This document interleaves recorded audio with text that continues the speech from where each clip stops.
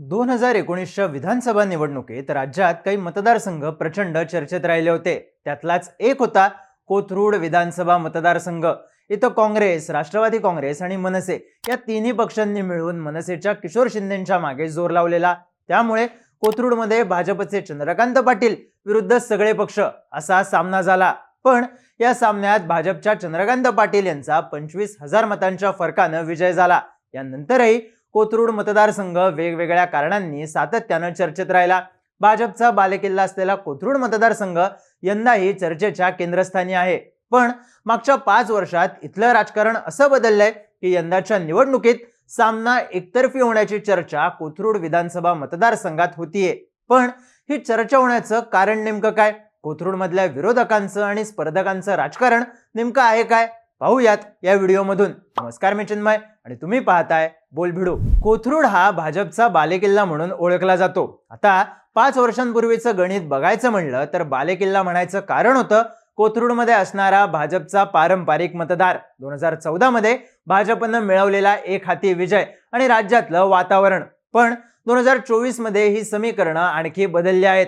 आता कोथरूडला भाजपचा बालेकिल्ला म्हणायचं कारण म्हणजे पारंपरिक मतदार, मतदारसंघातलं वातावरण, माजी नगरसेवकांची यंत्रणा, प्लस इथं भाजपचे पुण्याचे खासदार आणि केंद्रीय राज्यमंत्री मुरलीधर मोहोळ आहेत. इथं भाजपच्या राज्यसभेवरच्या खासदार मेधा कुलकर्णी आहेत आणि इथले विद्यमान आमदार चंद्रकांत पाटील राज्यात मंत्री आहेत. बेरीज पक्की बसलेली असल्यानं आणि शर्यतीत तगडे इच्छुक नसल्यानं कोथरूडमधून भाजप उमेदवार बदलण्याची शक्यता नाहीच जमा आहे. हे झालं भाजपचं.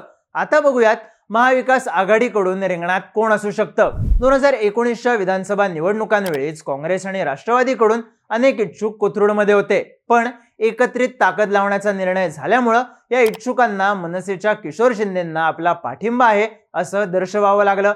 त्यांच्यासाठी काम करावं लागलं. उमेदवारीसाठी आणखी 5 वर्षांची प्रतीक्षा वाट्याला आली.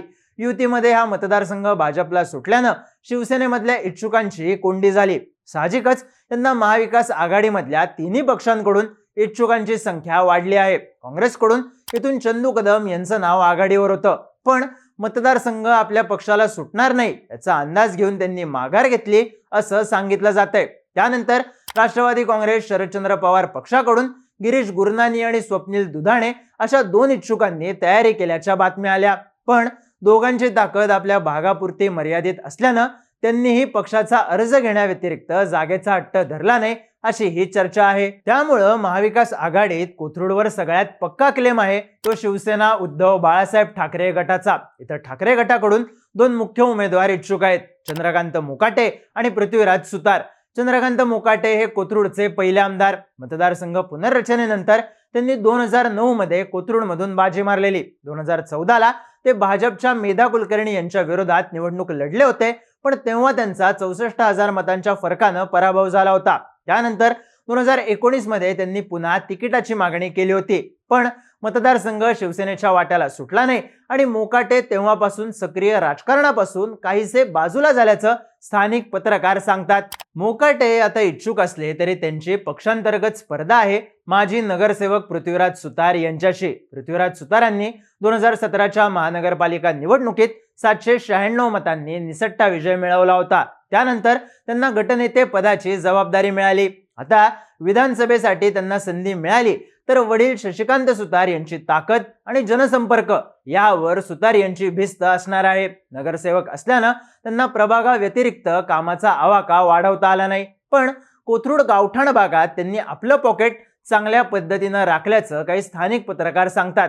पण ग्राउंडमध्ये उतरण्याआधी सुतार आणि मोकाटे यांना तिकीट मिळवण्याची लढाई जिंकावी लागणार आहे. ही लढाई तीव्र होण्याची चर्चा असण्याचं कारण म्हणजे जर ठाकरे गटाकडून तिकीट मिळालं नाही तर मोकाटे दुसरा पर्याय उपलब्ध होणार का याची चाचपणी करत असल्याचं मत काही स्थानिक पत्रकार व्यक्त करतायत. हा दुसरा पर्याय महाराष्ट्र नवनिर्माण सेनेचा असू शकतो का हा प्रश्नही मतदारसंघात चर्चेत आहे. मनसेनं मागच्या 3 टर्म इथून निवडणूक लढवली आहे.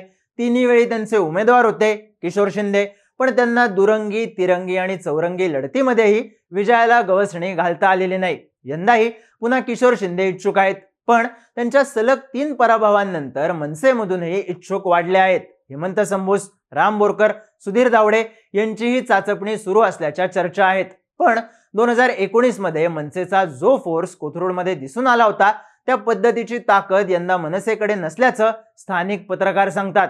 कारण लोकसभेला भाजपला दिलेला बिनशर्त पाठिंबा, न झालेल्या महानगरपालिका निवडणुका यामुळे मनसेचं केडर ताकदीनं ऍक्टिव्ह नाहीये. त्यामुळे कोथरूडमध्ये मनसे फॅक्टर तुलनेनं पिछाडीवर असल्याची चर्चा आहे. साहजिकच चंद्रकांत पाटील यांच्या विरोधात मागच्या इलेक्शनला विरोधकांची एकजूट दिसली असली तरी यंदा अंतर्गत संघर्षामुळे महाविकास आघाडीसाठीचं वातावरण कोथरूडमध्ये नसल्याची चर्चा आहे. हे झालं विरोधकांचं. आता बोलूयात भाजपमधल्या पक्षांतर्गत स्पर्धकांबद्दल. मागच्या निवडणुकीवेळी चंद्रकांत पाटील यांना कोथरूडमधून उमेदवारी दिल्याबद्दल बरीच चर्चा झाली होती. विद्यमान आमदार असणाऱ्या मेधा कुलकर्णी आणि तेव्हा आमदारकीसाठी इच्छुक असणारे मुरलीधर मोहोळ पक्षाच्या या निर्णयावर नाराज आहेत का? कोथरूडमध्ये अंतर्गत गटबाजी होणार का? अशा चर्चा झाल्या होत्या. पण काहीशी आव्हानात्मक स्थिती असताना चंद्रकांत पाटलांनी आपल्या तत्कालीन स्पर्धकांना जोडून घेण्यापासून सगळी समीकरणं जुळवली आणि बाजी मारली. पण खऱ्या अर्थानं परिस्थिती बदलली ती मागच्या 5 वर्षात. यंदाच्या विधानसभेसाठीचं आणि लॉंग टर्मचं ग्राउंड आखल्यामुळं मेधा कुलकर्णी यांना राज्यसभेवर संधी मिळाली, तर मुरलीधर मोहोळ पुण्याचे खासदार झाले आणि त्यांच्या गळ्यात केंद्रीय राज्यमंत्री पदाचीही माळ पडली. कोथरूडच्या दोन्ही स्थानिक नेत्यांना मोठी जबाबदारी मिळाली. लोकसभेत मोहोळ यांचं लीड गिरीश बापट यांच्या तुलनेत कमी झालं असलं तरी कोथरूडनं मात्र त्यांना चांगली साथ दिली. इथं त्यांचा वैयक्तिक जनसंपर्क आणि चंद्रकांत पाटील यांनी लावलेली यंत्रणा त्यांना प्लस मध्ये घेऊन गेल्याचं बोललं गेलं. साहजिकच ते पक्षातले संभाव्य स्पर्धक होते. त्यांना मोठी जबाबदारी मिळाल्यानं कोथरूडमध्ये चंद्रकांत पाटील यांचंच नाव ताकदीनं पुढे येऊ लागलं. त्यात मेधा कुलकर्णी आणि मुरलीधर मोहोळ यांच्या सोबतच ब्राह्मण मतदार आणि स्थानिक मराठा मतदार चंद्रकांत पाटील यांनी जोडून घेतला असंही राजकीय विश्लेषक सांगतात. अंतर्गत स्पर्धक म्हणून माजी नगरसेवक अमोल बालवडकर यांचं नाव चर्चेत असलं तरी त्यांची ताकद वॉर्डा पलीकडे नसल्याची चर्चा आहे. त्यांच्या प्रभागातले नगरसेवकही त्यांच्या कार्यक्रमांना उपस्थिती दाखवत नसल्याचं स्थानिक पत्रकार सांगतात. त्यामुळं त्यांचा क्लेम काही वेगळं पदरात पाडून घेण्यासाठीचा आहे का, हा प्रश्न कोथरूडच्या कट्ट्यांवर चर्चेत आहे. कोथरूड मधला सामना कसा होईल हे ठरवण्यात महत्वाचं असेल ग्राउंड. 2019 मध्ये निवडून आल्यानंतर चंद्रकांत पाटील यांनी मतदारसंघावर चांगला होल्ड बसवल्याचं स्थानिक पत्रकार सांगतात. महायुतीच्या सरकारमध्ये सुरुवातीला असलेलं पुण्याचं पालकमंत्रीपद सोबतच मंत्रीपद यामुळं चंद्रकांत पाटील यांना कामाचा आवाका वाढवता आला आणि शासकीय योजना, स्थानिक प्रश्न आणि मदतीच्या माध्यमातून लोक जोडण्यावर भर देता आला अशी ही चर्चा आहे.